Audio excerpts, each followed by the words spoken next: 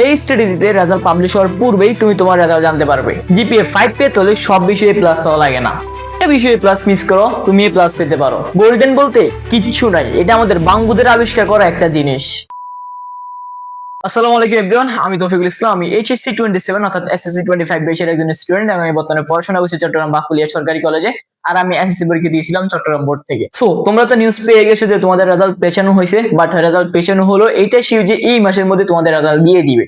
Result দেওয়াটা বড় কথা নয়, বড় কথা হচ্ছে তোমরা এখন এটা নিয়ে প্যানিক করতেছো যে তুমি এ প্লাস পাবা নাকি পাবা না। আমার তো একটা বিষয়ে প্লাস মিস, আমার তো দুইটা বিষয়ে প্লাস মিস, আমার তো তিনটা বিষয়ে প্লাস মিস যেতে পারে।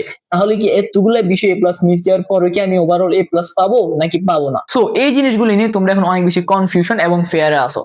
দ্যাটস ওয়াই আমি আজকে ট্রাই করবো তোমার এই বিষয়গুলো নিয়ে যত রকমের ভয় আছে, যত রকমের কনফিউশন আছে সবগুলো দূর করে দিতে। এই জন্য আজকে আমি দেখাবো কিভাবে তোমার রেজাল্ট পাবলিশ হওয়ার আগেই তুমি তোমার রেজাল্টটা নিজে নিজে বার করতে পারবে, যাতে তোমার যে ভয়টা আছে সে ভয়টা যাতে কমে যায়। দেখো তোমাদের ওভারঅল সাবজেক্ট কয়টা আছে?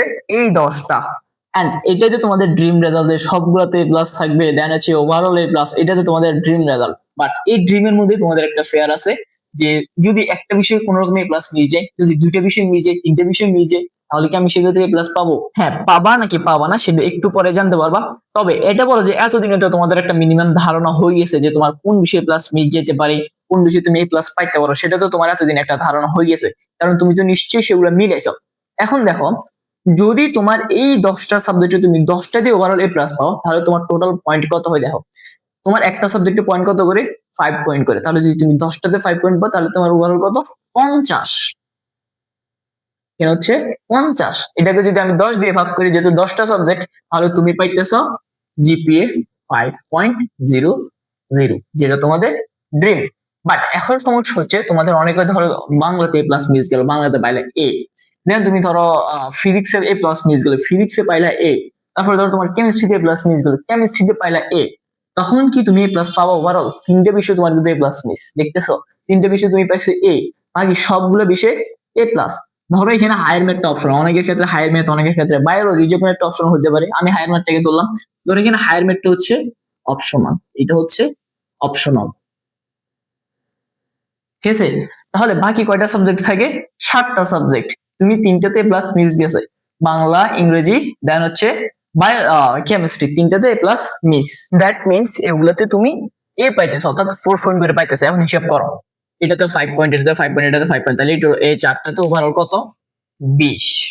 দেন তুমি এখানে পাইতেছো দুইটাতে 10, তারপরে বাকি তিনটে এ তে পাইতেছো 12। তাহলে টোটাল যদি ওভারঅল হিসাব করি 20, 30 আর ওই 12 যোগ করলে হচ্ছে 42।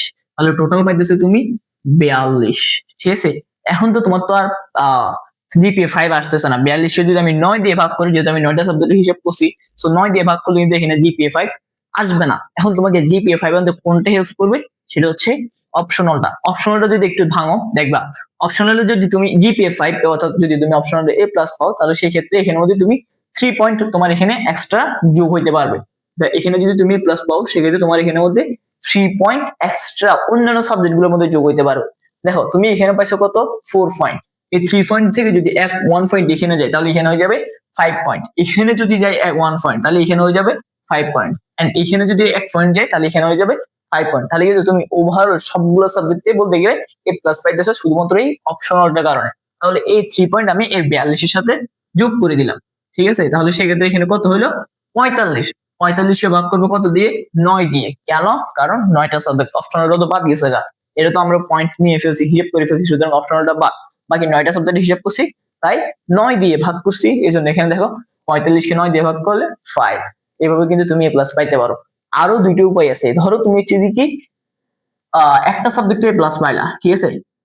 একটা সাবজেক্টে প্লাস পাইলা, কিন্তু একটা দুইটা সাবজেক্টে এ বা এও পাইলা না। একটাতে পাইলা এ মাইনাস, আর একটাতে পাইলা এ। একটাতে এ মাইনাস আর একটাতে এ। তাহলে সেক্ষেত্রে তোমার এ প্লাস পাওয়া সম্ভব? অবশ্যই সম্ভব। কি হবে সেটা দেখো।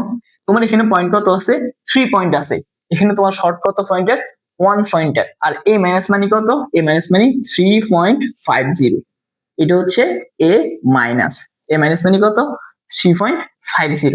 তাহলে তোমার এখন টোটাল ওভারঅলটা হিসাব করো। এখানে কত? 4 5 20, এখানের মধ্যে হচ্ছে 3 5 15, তাহলে 20 আর 15 যোগ করলে 35, এন্ড এখানে হচ্ছে 4 39, এখানে হচ্ছে 3.5, তাহলে 42.5। তাহলে তোমার হচ্ছে যে ওভারঅল 42.5।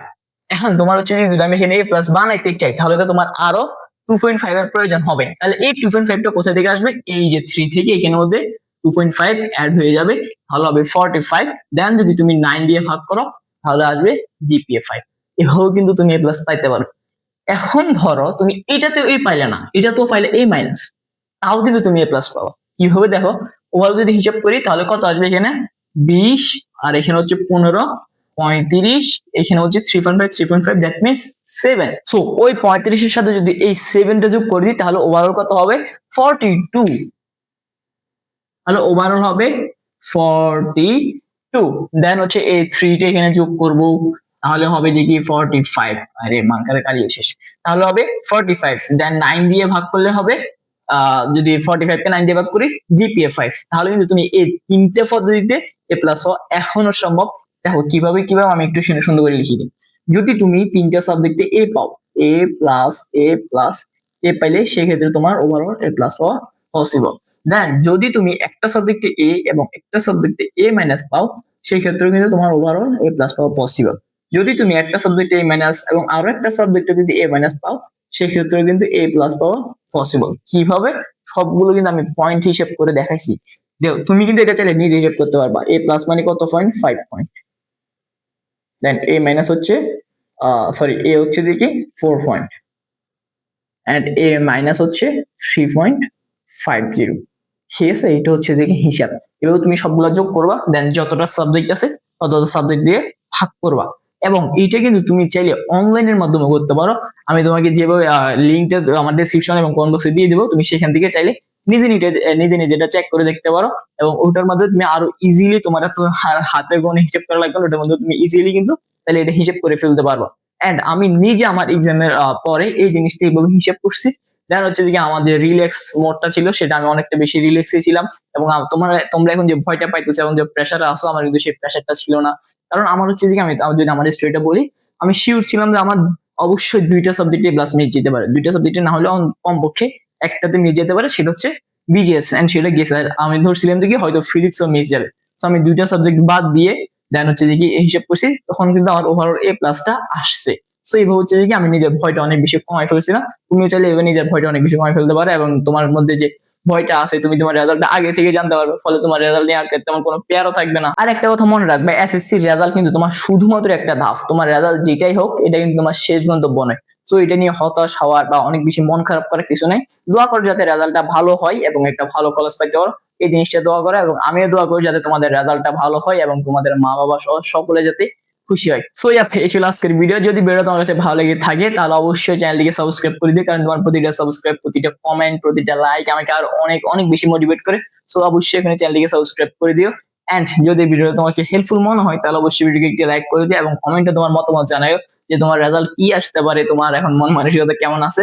আমি তোমার কমেন্টে রিপ্লাই অবশ্যই দেওয়ার চেষ্টা করবো। সো দেখো নেক্সট ভিডিওতে। Tata, good bye.